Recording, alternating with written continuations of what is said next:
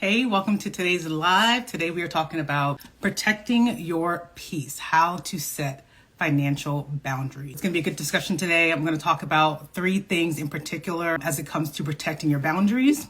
And that is number 1, defining your boundaries and how to determine enabling versus helping. And then we want to give some alternative ways on how you can help family and friends when they are asking you for money that may impact your financial priorities. Hey, I'm Tashieka. I'm a financial coach. I help women build a financial foundation so that they can achieve financial freedom and abundance. And we do that from moving you from stress to clarity. The 3 things that I want to talk about. Number 1 is, what is a financial boundary?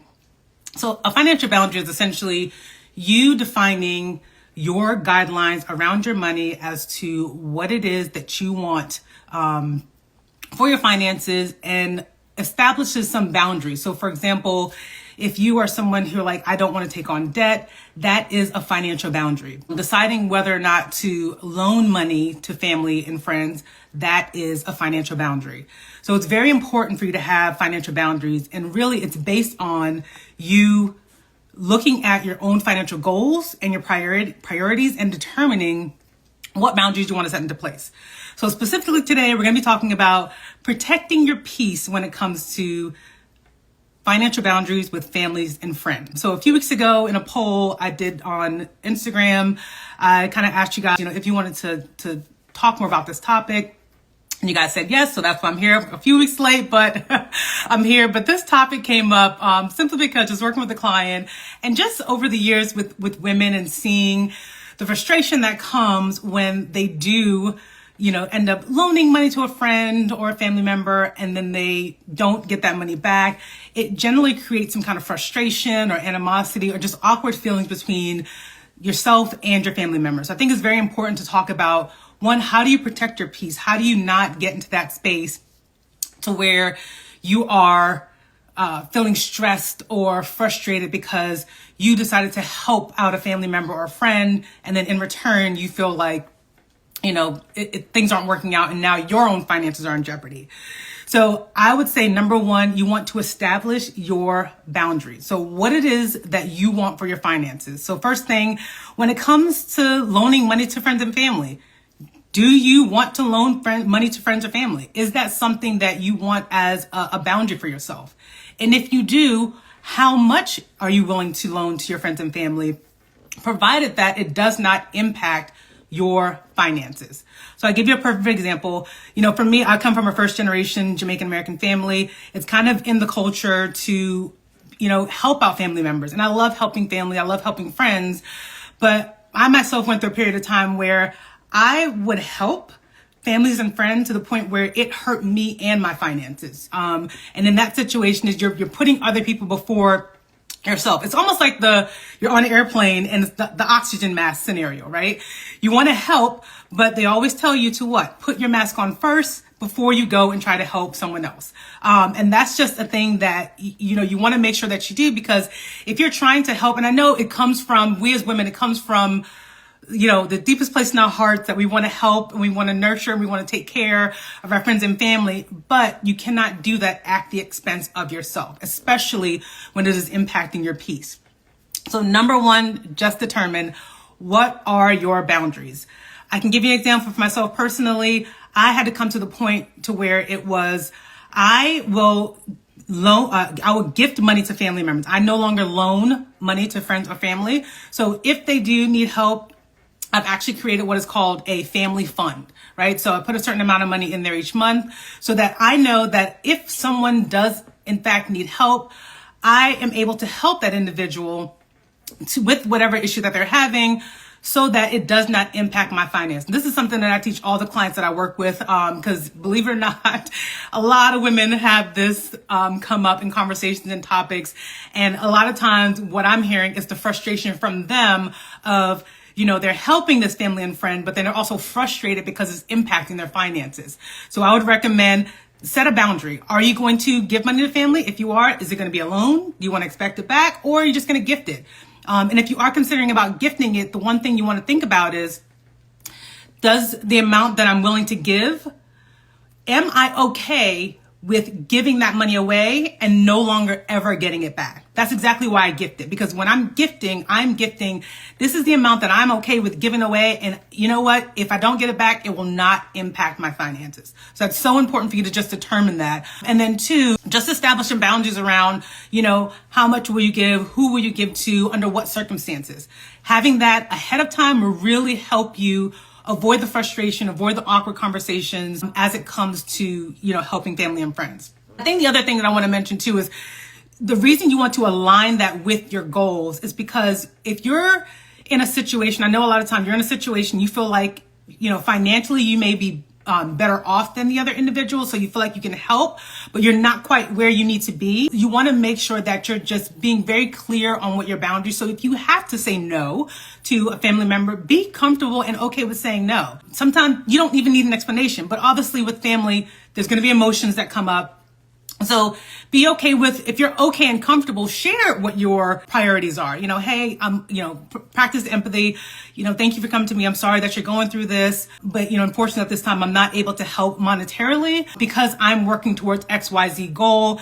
And if I, just explaining just kind of to help them understand. But beware, sometimes people may not understand. You may provide that explanation and they may not care or may not understand, because you got to understand from their place too.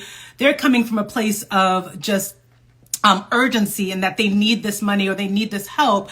So trying to rationalize or explain to some folks, they may not get it. Some people may get it, and then that you'll be cool with that. So just very important just to kind of outline and define for yourself, what are your boundaries? So the next thing I want to talk about is helping versus enabling. This is something for me that I feel like for a long time was something that I always struggle with, is like, am I truly helping this individual or am I enabling a behavior that they really need to kind of, figure out? So what I would say is the helping aspect is helping. I think of that as your friend is in a situation or family's in a situation where something unfortunate has happened that is outside of their control and they need help with their finances, right? Something beyond their control, unforeseen, and you want to help them. Generally, it's a one-time thing. They, got into a bind. They're asking you one time.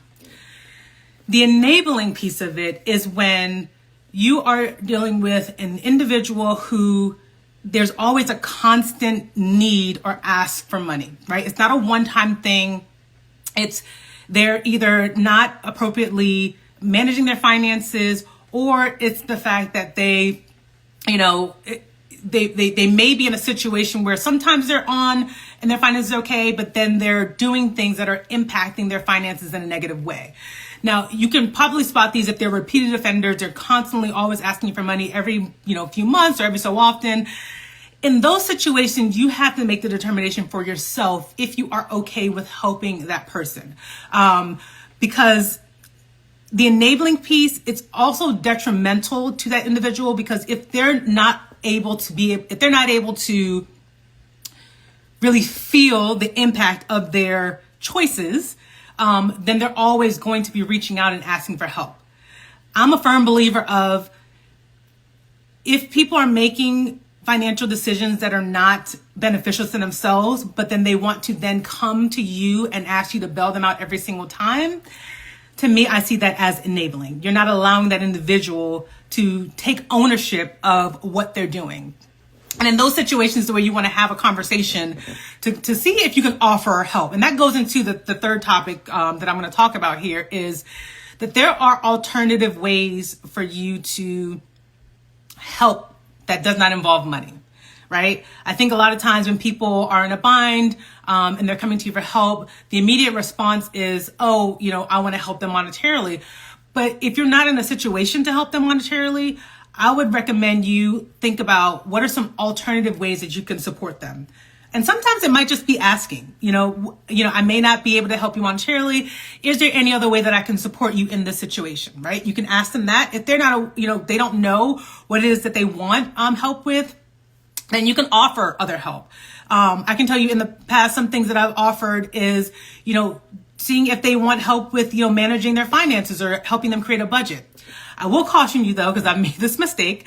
I would caution you not to just outrightly send them something and say, hey, here, this is going to help you, get your finances right or get things in order. I would try to have them lead you or direct you as to how they would like support. You can certainly offer, but I would recommend just avoid trying to push things on them, because sometimes that can then turn into a situation where, again, causing frustration because they're coming to you and they're wanting that help, but you're not giving help in the way that they want that help to be. So I would just caution just to be open to asking them, how else can I support you that does not involve any monetary value? It could be emotional support.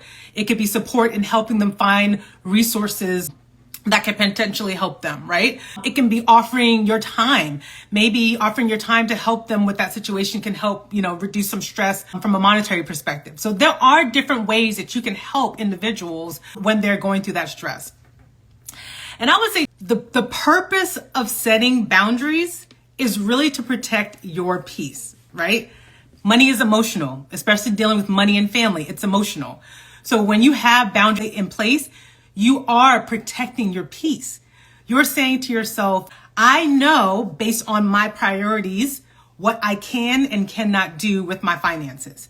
And when I have this boundary in place and someone comes to me, I am being firm in my boundaries because I know that if I stick to these boundaries, this is what's going to help me get to a place where I am financially stable. And when you get to that place, you may be able to help even more people beyond measure without it being able to impact your finances. I will say that's a true testament for myself in that I went through a period where I put myself into debt to help a family member. And so that's a perfect example of, you want to help someone because you think that the thing you're doing is going to help them make them better or improve their situation. But in turn, you're putting a burden on yourself and causing yourself stress in the process. So again, the way that I teach is you can still help while still protecting your peace by putting a boundary in place, setting up alternative funds so that you can help family and friends, because that's important.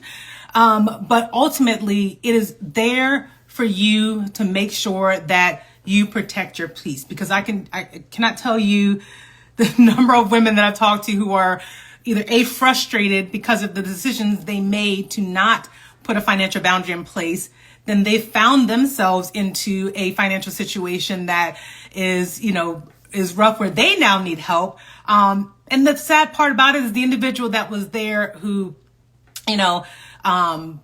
asked for the money, they're not able to help them. So you see, it creates this cycle of just, you're trying to help someone, but then you're putting yourself in an even more dire financial situation. So there is a way you can help. And from the depths of your heart to truly help without impacting your finances, without impacting your peace, and to be able to still pay it forward and help those that you love.